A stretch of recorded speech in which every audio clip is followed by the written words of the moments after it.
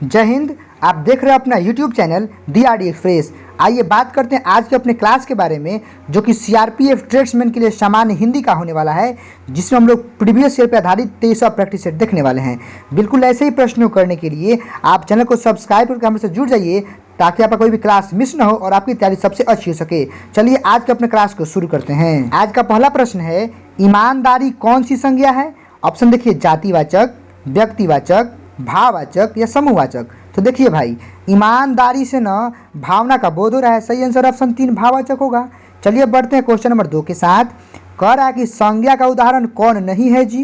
तो देखिए, वह, सुंदरी, मानव या पटना। तो देखिए, ये जो तीनों के तीनों हैं, सुंदरी, मानव और पटना, ये तीनों के तीनों क्या है? संज्ञा है।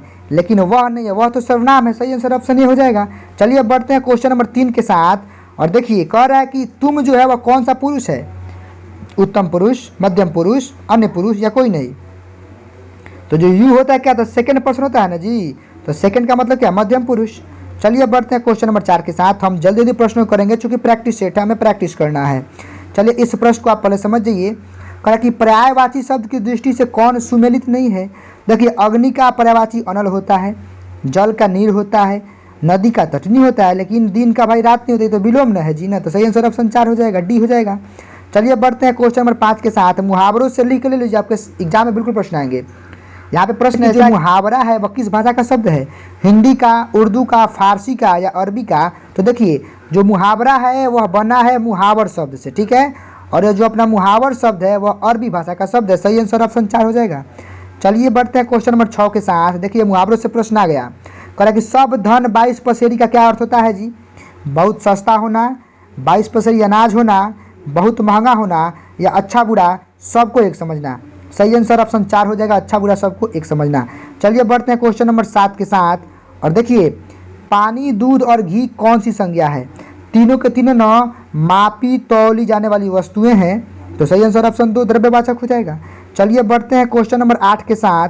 और देखिए, यह सर्वनाम से प्रश्न है और आपसे क्या पूछ रहा है इसको पहले ख्याल कीजिए।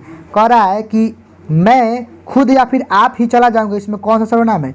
जहाँ भी स्वयं का भाव व्यक्त हो, खुद का, आप का भाव व्यक्त हो, वह निज होता है, निजवाचक सर्वनाम। सही आंसर ऑप्शन 4 हो जाएगा। चलिए बढ़ते हैं अपने क्वेश्चन नंबर 9 के साथ। और देखिए, कारक से भी प्रश्न आते हैं आपके एग्जाम में। और यहाँ पे है कि तीर से बाघ को मारा गया, इसमें कौन सा कारक है? देखिए, कारक की पहचान विभक्ति से होती है। यहाँ पर से है ना, और इस से ना काम का या फिर कार्य का भाव बोध हो रहा है कि मारने का काम किया जा रहा है। तो जहाँ भी से हो और काम करने का बोध हो तो करण कारक होता है। सही आंसर ऑप्शन ए होगा। चलिए बढ़ते हैं क्वेश्चन नंबर 10 के साथ। और इस प्रश्न को आप समझिए। कह रहा है कि हमें ना अनिश्चयवाचक सर्वनाम को पहचानना है। देखिए, कोई, कुछ, किसी ने या सभी। तो तीनों के तीनों से ना अनिश्चितता का बोध हो रहा है। सही आंसर ऑप्शन 4 होगा इनमें सभी। बढ़ते हैं क्वेश्चन नंबर 11 के साथ। कह रहा है कि जो गुणवाचक विशेषण है उसका उदाहरण नहीं है। सफ़ेद बिल्कुल है, मोटा भी है, मीठा भी है, ईमानदारी नहीं है जी, क्योंकि ईमानदारी तो संज्ञा नहीं है जी, भाववाचक संज्ञा है। और हमसे बोल रहा है कौन चीज़ जी? कि गुणवाचक विशेषण कौन नहीं है। तो यही आंसर ऑप्शन 4 हो जाएगा।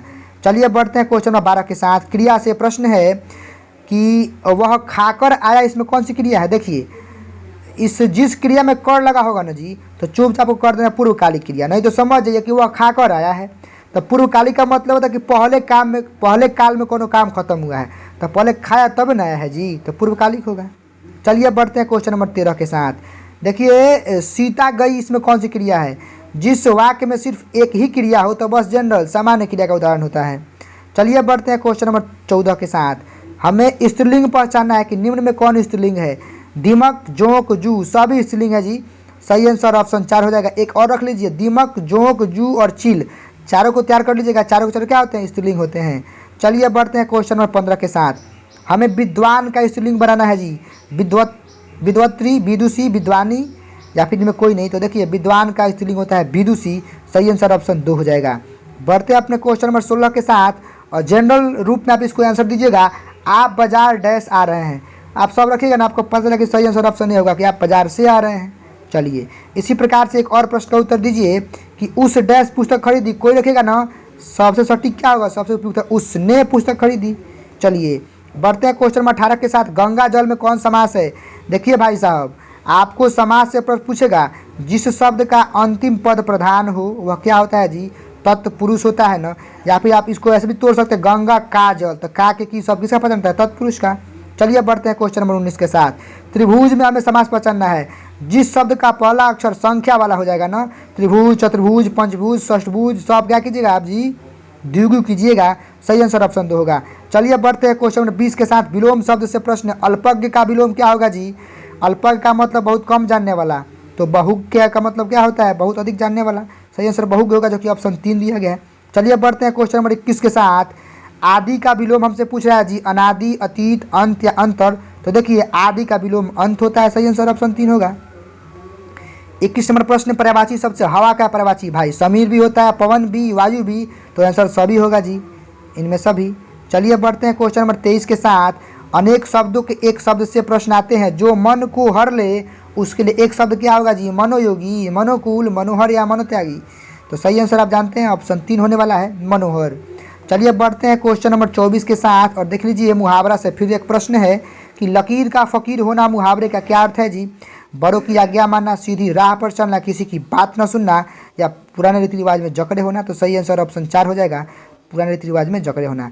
आज का अपना आखिरी प्रश्न आपका इंतजार कर रहा है, और मुहावरे से ही प्रश्न है। कह रहा है कि लोहे के चने चबाना मुहावरे का क्या अर्थ होगा जी? सुदृढ़ बनना, कठिनाई में फंसना, कठिन परिश्रम करना, या अधीनता स्वीकार करना। सही आंसर समझिए ऑप्शन 3 होने वाला है, कठिन परिश्रम करना। इस वीडियो में 25 हिंदी के प्रश्नों कर पाए हैं। वीडियो को लाइक करके चैनल को सब्सक्राइब करके बेल आइकन दबा लीजिए। मिलते हैं अगले वीडियो में टॉपिक के साथ, तब तक के लिए टेक केयर, थैंक यू, जय हिंद, वंदे मातरम।